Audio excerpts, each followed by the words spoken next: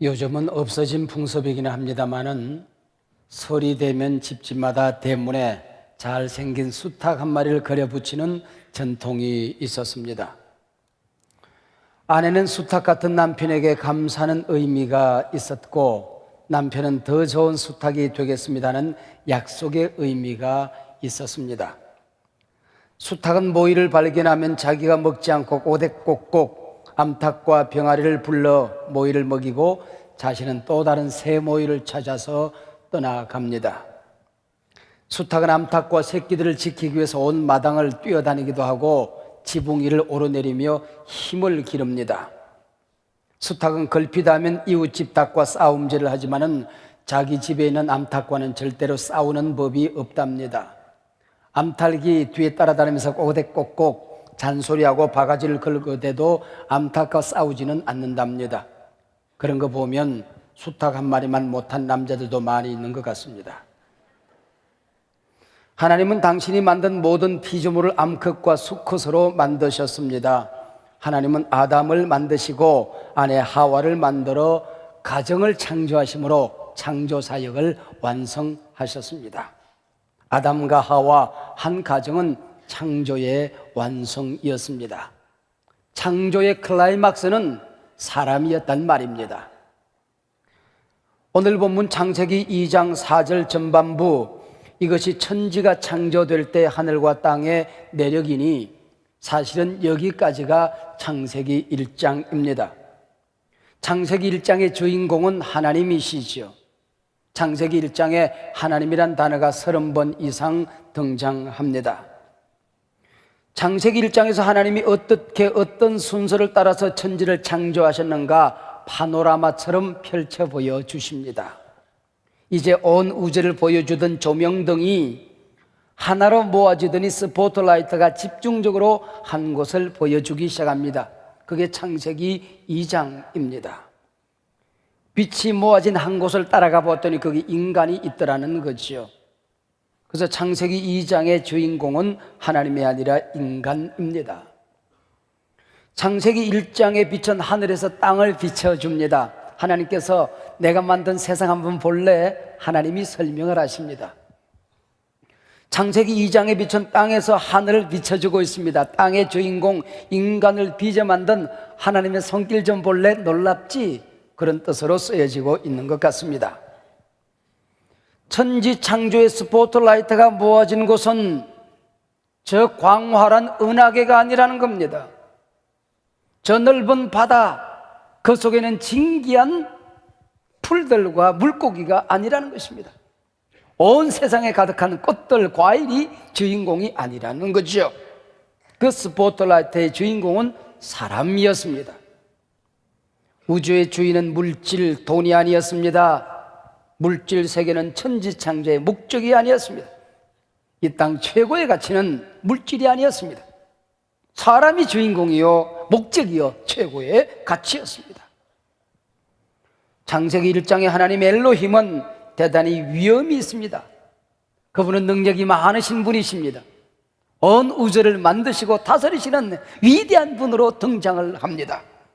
그러나 창세기 2장의 여호와 하나님 야훼 엘로힘은 사랑이 많으신 분이십니다. 사람을 친구처럼 대해주시는 자상하신 분으로 등장합니다. 창세기 2장에서는 창조를 연대기적적 시간을 따라서 기록하고 있지 않습니다. 하나님이 인간을 얼마나 사랑하셨는지, 특별한 관심으로 배려하시는가를 말하고 있습니다. 부자 아버지가 사랑하는 자식을 위해서 기업을 준비하시듯이 사람에게 선물하시기 위해 천지를 엿새 동안 하나하나 준비하셨습니다. 하늘도 땅도 거기는 모든 것들도 하나님께서 인간을 위하여 준비해 주신 선물이라는 것입니다. 오늘 본문 4절, 5절, 6절은 이런 뜻입니다. 여호와 하나님이 인간을 위하여 엿새 동안 온 세상을 만드셨다. 그러나 그 땅의 주인공 인간이 나타나기 전까지 하늘에는 구름이 가득히 고여 있었지만 비는 아직 내리지 않고 있었다. 땅은 사람이 먹을 채소와 과일을 맺기 위해 온갖 준비를 다 하고 있었다. 땅을 다스릴 사람이 등장하기까지 안개와 수증기가 땅을 덮고 있을 뿐이었다. 그리고 오늘 본문 절정 7절에 문이 열려집니다. 여호와 하나님이 땅의 흙으로 사람을 지으시고 생기를 그 코에 불어넣으시니 사람이 생명이 된지라. 신구약 성경의 위대한 귀절, 오늘 7절의 문이 열려집니다. 창세기 1장에서는 하나님께서 하나님의 형상을 따라 남자와 여자를 만드셨다 단순하게 설명하고 끝을 냅니다.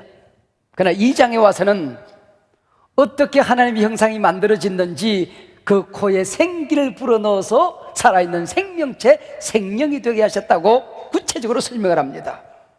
그리고 2장에 와서는 남자를 어떻게 만드셨는지, 하나님이 어떻게 빚으셨는지, 그리고 여자를 어떤 목적을 가지고 어떻게 만드셨는지 상세하게 설명을 합니다. 본문 7절은 사람이 무엇인가, 즉 인간론에 대한 세 가지 중요한 사실을 우리에게 가르쳐 줍니다. 첫 번째, 인간은 피조물이라는 것입니다. 하나님이 만드셨다는 것입니다. 주인이 따로 있다는 것을 가르쳐 줍니다. 두 번째는 사람은 땅의 흙으로 빚어졌다는 것입니다. 여러분, 여기 흙이란 말을 히브리 말로 아다마, 그렇게 이름합니다. 이 아다마로 빚어 만든 첫 번째 사람의 이름이 아담이지요. 그래서 이 아담이란 말은 아다마에서 왔습니다. 하나님께서 첫 번째 사람을 만드시고 아담이라고 부르셨다는 얘기는 너는 흙이다, 그런 뜻이지요. 세 번째, 인간은 하나님의 생기가 들어갈 때 비로소 생명, 살아있는 생명체가 되었다고 설명을 합니다. 여호와 하나님이 땅의 흙으로 사람을 지으시고, 흙이 무엇일까요? 보잘것없는 것을 말합니다. 아브라함의 천사의 어리심을 붙들고 하나님께 매달려 기도할 때에 티끌 같은 나라도 감히 하나님께 아뢰입니다라고 말합니다. 여기 티끌 같은 나가 흙으로 빚어진 나를 말하는 것입니다. 가난한 자를 하나님이 진토에서 일으키신다고 했을 때에 여기 진토에서 일으키셨다는 얘기는 흙에서 끌어올렸다는 얘기입니다. 그렇습니다. 하나님은 인간을 황금으로 만들지 않았습니다. 진주가루로 만들지 않았습니다. 하나님은 다이아몬드로 사람을 만들지 않았습니다. 흙으로 사람을 만드셨습니다.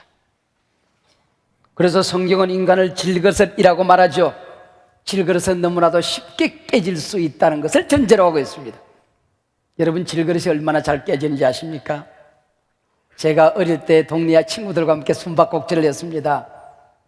친구는 눈을 감고 무궁화꽃이 피었습니다를 합니다. 저는 숨기 위해서 담을 후딱 뛰어넘습니다. 시골 마을이었으니 가로등이 있었을까요? 건물에서 빛이 나오는 밝은 조명등이 있었을까요? 집집마다 호롱불 하나 켜고 있었으니 온 천지가 깜깜합니다. 제가 담을 후딱 뛰어넘어 탁 뛰어내는데 그 자리가 그 집에 장독이 쌓여지는 자리입니다. 뭐가 퍽 하고 깨지더라고요. 방 안에서 소리가 들립니다. 누구야? 소리를 지릅니다. 이젠 잡히면 죽습니다. 뛰기 시작했습니다. 한 발자국 옮길 때마다 퍽 항아리가 깨지기 시작합니다. 그 다음날 우리 어머니가 가서 그 집에 있는 장독가 다 물어주었습니다. 그리고 집에 와서 저를 얼마나 두들겨 패는지, 그때를 생각하면 지금도 온몸이 얼얼해져 옵니다. 이게 질그릇입니다. 사람이 건강할 때는 자신이 흙으로 만들어졌다는 사실을 깨닫지 못합니다. 그러나 병이 들고 몸이 허약해져 갈 때, 내 몸이 흙인 것을 깨닫게 되죠. 우리 몸에 화장품 바르고 향수 뿌리고 좋은 옷 걸쳐보지만은 결국 인간은 흙덩어리인 것을, 우리는 흙이라 작은 병균 바이러스만 들어와도 꽈당 쓰러집니다. 스트레스에 쌓이고 충격이 오면 몸의 건강이 무너져 내립니다. 넘어져도 깨지고 자동차에 부딪히면 온몸이 박살납니다.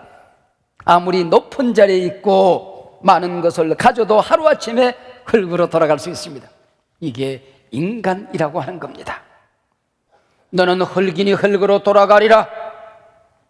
흙으로 지어진 인간은 이 세상에 그래 오래 살지 못합니다. 건강하다고 할지라도 70, 80, 90입니다. 그 연수에 자랑한 수고와 슬픔뿐입니다. 인생은 신속히 날아갑니다. 모두 안개와 같고 들의 꽃과 같습니다. 이게 시편 기자 시인의 노래입니다. 아무리 잘 먹고 잘 살고 편히 살아도 개구리 올챙임을 기억하고 교만하지 말아야 됩니다. 여러분 기억하세요. 인간에게서 하나님 빼고 나면 흙덩어리입니다. 하나님 없는 인간은 허무하기 짝이 없습니다. 날 문득 자기를 자랑하고 싶은 마음이 생길 때마다, 뽐내고 싶은 마음이 생길 때마다, 교만한 마음이 생길 때마다 자기 자신을 깨우쳐 주세요. 흙덩어리 주제에 까불지 말자. 한번 따라하세요. 흙덩어리 주제에 까불지 말자. 나 말고 각자. 나만 보고 얘기하니까 나한테 다 얘기하는 것 같네. 저도 그렇게 생각하고 살게요. 여호와 하나님이 땅에 흙으로 사람을 지으셨다. 여기서 인생이 끝났다고 한다면 얼마나 허무했을까요? 그러나 그 다음 절을 보십시오. 여호와 하나님이 생기를 그 코에 불어넣으시니 생명이 된지라. 하나님과 호흡할 수 있는 살아있는 생명체가 되었다는 것입니다. 사람의 생명은 육체에 있지 않습니다. 하나님이 코에 불어넣어 주신 생기, 그 영혼에 있는 것입니다. 아무리 잘생긴 사람도, 아무리 건강하던 사람도 육체와 영혼이 분리되어지면 죽은 겁니다. 그러나 아무리 비실비실 약한 사람이라고 할지라도 육체와 영혼이 함께 있으면 살아있는 겁니다. 아담을 흙으로 빚으시고 그 코에 생기를 불어넣어 주셨는데, 문제는 이 땅에 태어나는 아기들은 언제 영혼이 생길까요? 그 영혼은 어디서 오는 것일까요? 소위 영혼 기원설이라고 하는 신학입니다. 우리 개혁주의 신학에서는 하나님께서 한 사람 한 사람의 영혼을 직접 창조하신다고 주장하는 것입니다. 이름하여 영혼 창조설입니다. 그 영혼을 창조하시는 시기는 언제인가? 아기가 엄마 뱃속에 들었을 때에 몇 주 만에 영혼이 생기는 것인가? 몇 달 만에 영혼을 하나님께서 허락하시는가? 성경은 이에 대해서 말씀하고 있지 않지만은 아기가 어머니 뱃속에 있는 동안에 하나님께서 영혼을 만들어 주신다는 것은 분명한 일입니다. 여기 중요한 교훈이 있습니다. 내 몸 내 것이 아니라는 것입니다. 내 영혼 내 생명 하나님이 주신 것이라는 거죠. 주인이 따로 있습니다. 여러분, 세상 살기 아무리 어려워도 자살하면 안 됩니다. 살인보다도 더 나쁜 죄가 자살입니다. 내 생명 내 것이 아닙니다. 여러분, 죽기로 작정했는데 뭐가 그렇게 겁이 날 게 있습니까? 여러분, 어떤 일이 있더라도 하나님의 생명을 내가 끊어서는 안 된다는 것입니다. 반면 새 생명, 아이를 갖는 것은 존귀한 것입니다. 거룩한 것입니다. 하나님의 창조 사역에 인간이 동참하는 경건한 것입니다. 우리는 생명에 대한 경외감을 가져야 됩니다.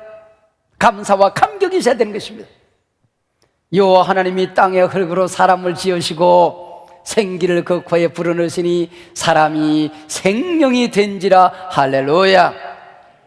여기 생기는 히브리어로 루아하, 헬라어로는 푸뉴마, 라틴어로는 스프리투스, 영어로는 스프릿 영입니다.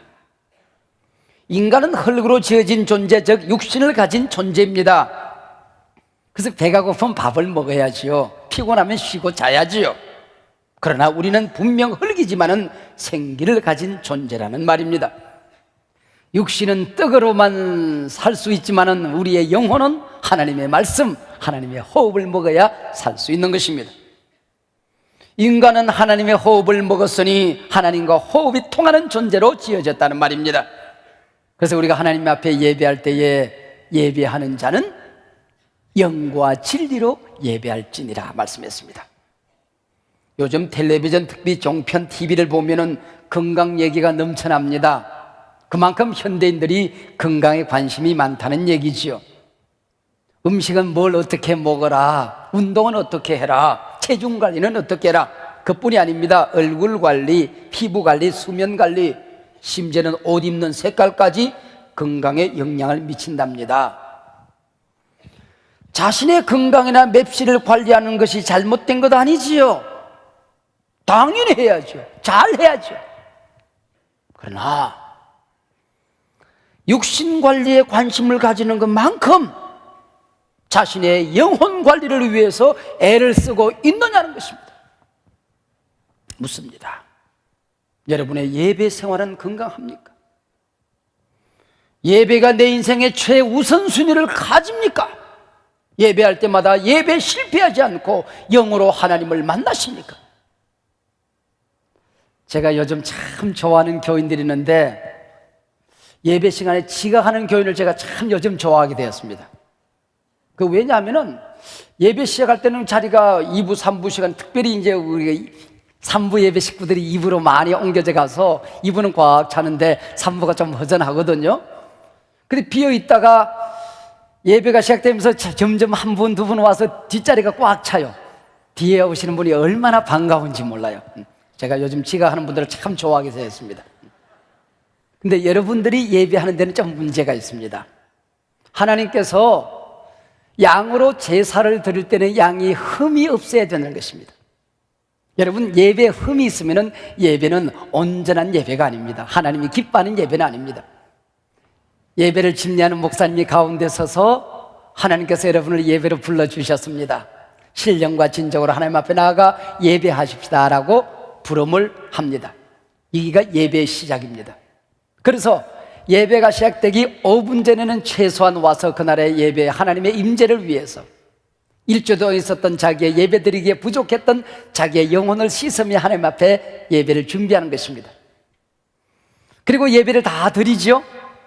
마지막에 축도를 하고 성가대가 성령을 합니다. 이 성령이 끝나고 아멘 해야 예배가 끝이 나는 겁니다. 축도 끝났는데 우르르 일어서면 또 그 예배가 흠이 생기는 것입니다. 여러분, 성령 시간에 오늘 드렸던 예배를 기억하시면서 하나님 앞에 마지막 영광을 돌려드리는 것입니다. 하나님, 오늘 드리는 예배를 통하여 찬송을 받으시고 영광을 받으시고 종이 드렸던 모든 예배와 감사를 받으시고 아버지만이 존귀함을 받으시옵소서, 거룩히 여김을 받으시옵소서. 마지막에 영광을 하나님 앞에 쫙 올려드리고 끝이 나야 되는 것입니다. 여러분, 서그룹 목장 생활이 건강해야 됩니다. 봉사사역에 팀이 있어야 됩니다. 여러분, 주님의 심장 속에 있는 그 교회, 1세기를 뒤집었던 그 교회, 마지막 때에 성령이 세우시는 그 교회가 어떤 교회일까? 우리가 찾아갈 때에 각 집에서 모여서 예배를 드리고 교제했던 코인원회가 있었던 바로 그 예배였습니다. 그 교회였습니다. 그래서 우리 교회는 목장교회의 비전을 가지고 있는 것입니다. 여러분, 목장 생활이 건강하십니까? 영적인 훈련을 잘 받고 있습니까? 성공의 사다리에 잘 동참하고 있느냐, 그 얘기입니다. 골프를 합니다. 피트니스 클럽에 갑니다. 조깅을 합니다. 그런데 영적인 훈련을 하지 않는다. 육체는 돌보는데 영혼은 지금 게으르고 방만하고 나태해져 있는 것 아니겠습니까? 복음 전도는 여러분 건강하십니까? 왜 주님의 그 수많은 명령 가운데 복음 전도가 지상 명령일까요? 여러분, 살아있다고 하나 예수를 그리스도로 믿지 못하는 사람들은 죽은 영혼이죠. 너는 육체라 고기 덩어리만 남아있는 것입니다. 그 영혼을 하나님 앞으로 인도하는 것, 이것은 그 어떤 것보다도 중요하다는 것입니다. 그래서 천국에서는 잔치가 벌어지는 것입니다. 여러분, 주변을 잘 섬기고 있습니까? 여러분, 섬기면 먼저 하나님을 섬기는 것입니다. 하나님을 잘 섬겨야 됩니다. 그리고 주님의 몸을 섬기는 것입니다. 교회를 섬기는 것입니다. 교회를 섬기는 게 주님을 섬기는 것이거든요. 그리고 난 다음에 이웃, 특별히 가정과 연약한 자를 잘 섬겨야 되는 것입니다. 물론 우선순위는 분명합니다. 하나님을 섬기는 것이 먼저입니다. 그리고 교회를 섬겨야 되는 것입니다. 가족을 섬겨야 됩니다. 그리고는 특별히 작은 자를 섬겨야 되는 것입니다. 지극히 작은 자 하나를 섬긴 것이 곧 나를 섬긴 것이니라. 마지막 심판대에 주님의 말씀을 기억하셔야 되는 것입니다. 하나님의 호흡을 머금고 생명이 된 인간은 하나님과 호흡하는 존재가 되었습니다. 그러나 범죄하고 타락함으로 말미암아 이 호흡을 상실했습니다. 하나님의 영을 상실했습니다. 범죄한 인간을 향하여 성경은 말합니다. 인간이 육체가 됨이라. 육체만 남은 존재가 되었다는 것입니다. 이것이 바로 죽음입니다. 선악과를 먹으면 정령 죽으리라 그랬습니다. 죽음이 무엇입니까?